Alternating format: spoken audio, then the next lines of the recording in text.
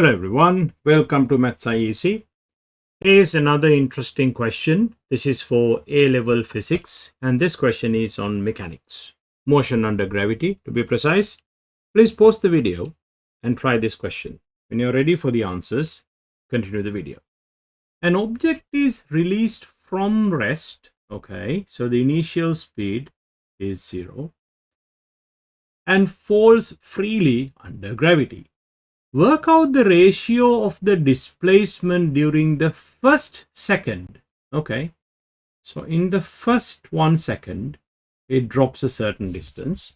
And the displacement during the third second. Okay, so here's the first second.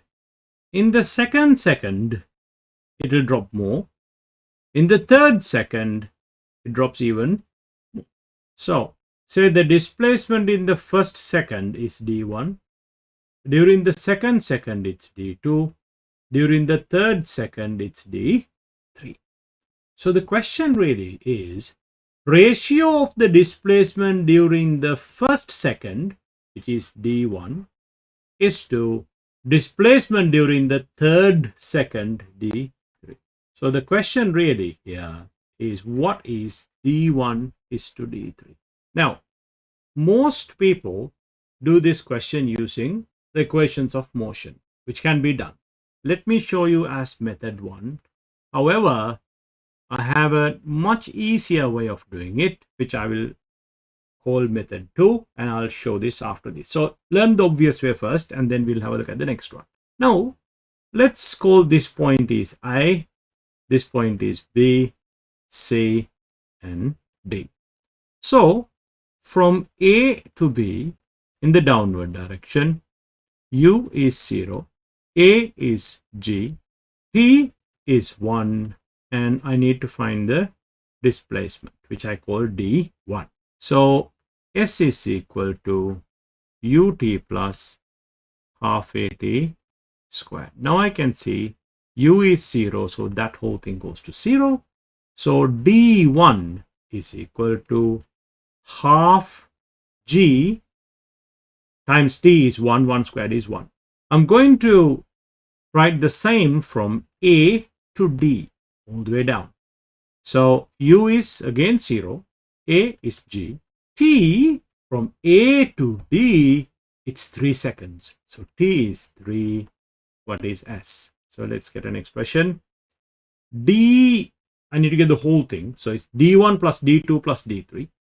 D1 plus D2 plus D3, that's the total displacement, is equal to, obviously UT is 0, half times G times 3 squared is 9. Now, I have D1 already here. Now I need to find D3.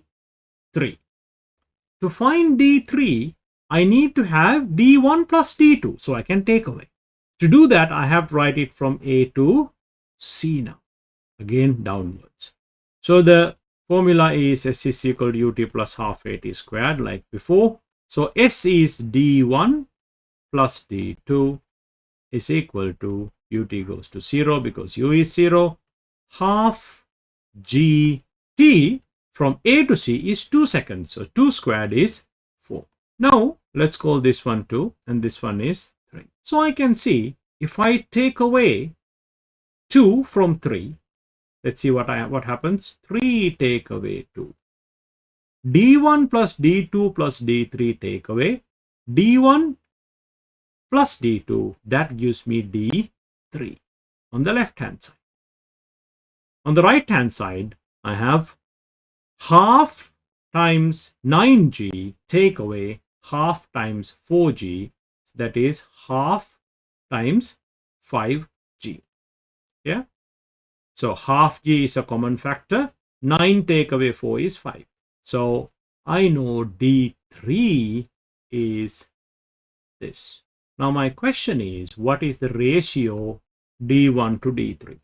So D1 to D3 is half G, which is the pink one, is to the yellow one, half G times 5. So you can see half and G gets cancelled out. And my final answer is 1:5. Now I'm going to show you the quick method. In fact, this is the best way to do this question, and it's so much quicker and very easy compared to the other method. So for this approach, we are using a velocity time graph, and I know this is motion under gravity, constant acceleration. So it's a straight line through the origin like that. Now, this is the first second. This is the second second.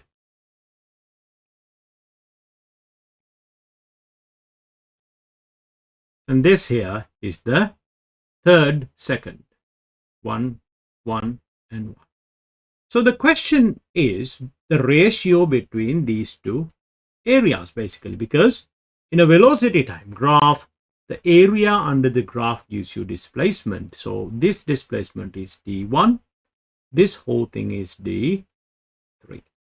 Now, if you want, you can calculate the actual areas, because we know the time and we know the gradient should be 9.8 because it's the acceleration of gravity.